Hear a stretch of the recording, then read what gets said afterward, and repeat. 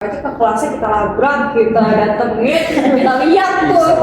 Itu berusaha untuk mengayomi anak inklusi itu, misalnya harusnya mereka ngitung 1 sampai 20, tapi karena ini kan anak inklusi disesuaikan jadi 1 sampai 5.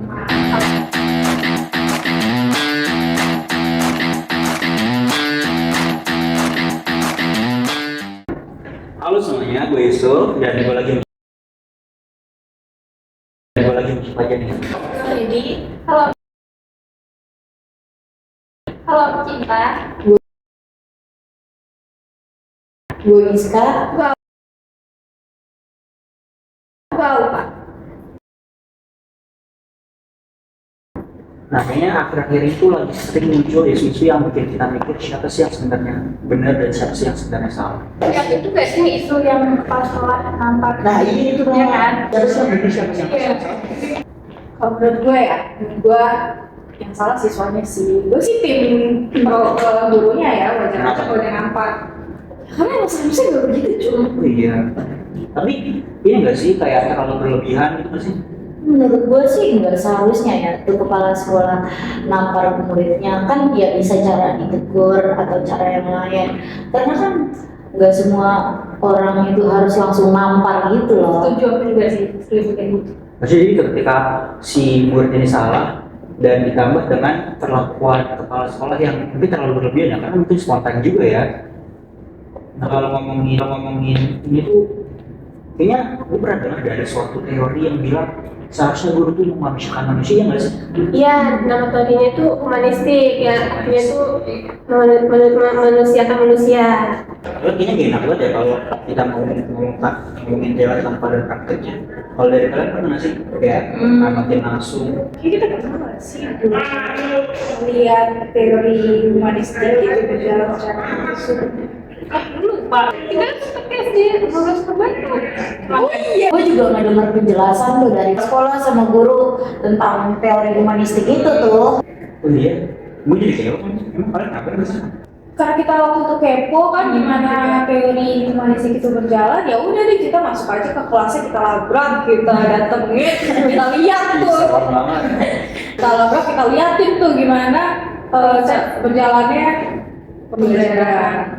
Terus Kalau ngomongin belajar kayaknya kan sekarang ini kayak lagi dijabat yang namanya student center ya. Kalau di sana itu gimana tuh? Iya, mereka pakai teori student center. Kenapa? Karena gurunya merasa harus melibatkan siswa-siswa dalam pembelajarannya juga. Jadi mereka pengen mengulik potensi dalam diri siswanya masing-masing gitu. Karena kan setiap dari individu pasti memiliki potensi yang berbeda-beda ya.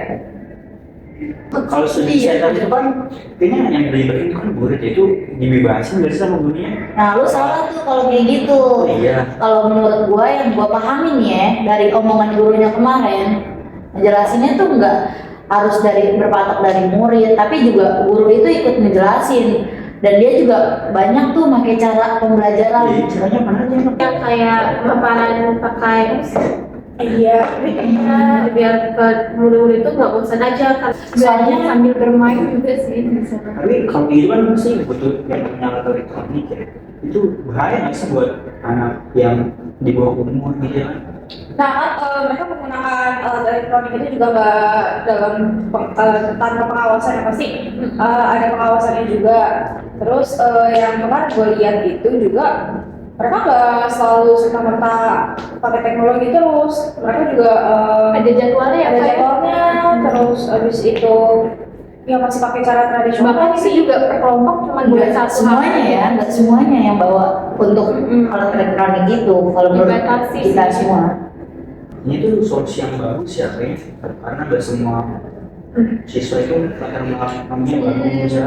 Jadi mereka masih tetap bisa belajar tapi Gak kehilangan jiwa woman-nya gitu loh. Tapi kalau ngomong latar belakang sosial kan nggak bisa latar belakang potensi study masing-masing gitu. Kan potensi study pasti kan kayaknya macam-macam ya. Beda, kan? Ada yang di situ ada nggak sih yang kayak gitu muridnya ya?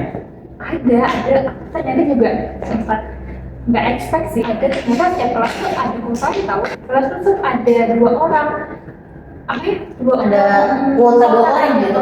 2 orang tiap Untuk kelas untuk anak-anak yang inklusi gitu. Jadi gurunya itu berusaha untuk mengayomi anak inklusi itu, misalnya harusnya mereka hitung 1 sampai 20, tapi kalian kan anak inklusi disesuaikan jadi 1 sampai 5. Salut juga sih sama Jadi turunin bisa. iya sampai itu gini biar tetap bisa ngikutin gitu. Emang kalau foto-foto gitu, itu kan sekolah reguler ya? Harus ada. Dan Sebenarnya dari regulasi pemerintah juga udah begitu. Kalaupun guru menolak juga nggak bisa karena kan ketentuannya udah begitu ya. Sebenarnya kuota buat 2 orang itu nggak serta-merta pasti ada, tapi setiap tahun ada pasti ada. Selalu ada anak yang begitu, tapi nggak pasti ada itu. Maksudnya gimana? tapi Ada, ini tapi nggak ada. tapi masalahnya itu ada juga orang tua yang punya inklusi tapi masukinnya ke jalur yang normal. Oh iya, ini banyak yang kayak gitu ya, yang anaknya itu Ya dia tuh nggak mau. jangan normal. Itu kasih anaknya nggak sih ini kalau kayak gitu, karena dia harus Saya juga baru paham nih, kenapa sih orang tua itu tetap nekat masukin anaknya ke situ, padahal ya udah jelas-jelas tahu kalau anaknya itu emang benar inklusi, tapi mungkin dari orang tuanya sendiri yang nutup mata buat hal itu. Bisa jadi juga karena kuotanya cuma 2, orang tua takut anaknya gak masuk, jadi dimasukin aja normal. Ya kan, bisa jadi ya sih. Ada kan dimanusiakan ya, potensinya kan pasti cara ngeluarinnya beda lah sama yang normal. Maksudnya kayak punya cara khusus buat membimbing mereka gitu. Dia bisa menghandle itu, regulasi emosi. Gurunya juga harus sabar ya. Sekolah reguler itu perlu kuota untuk Inklusi. inklusi atau ada solusi lain? Nah. Tulis di kolom komentar.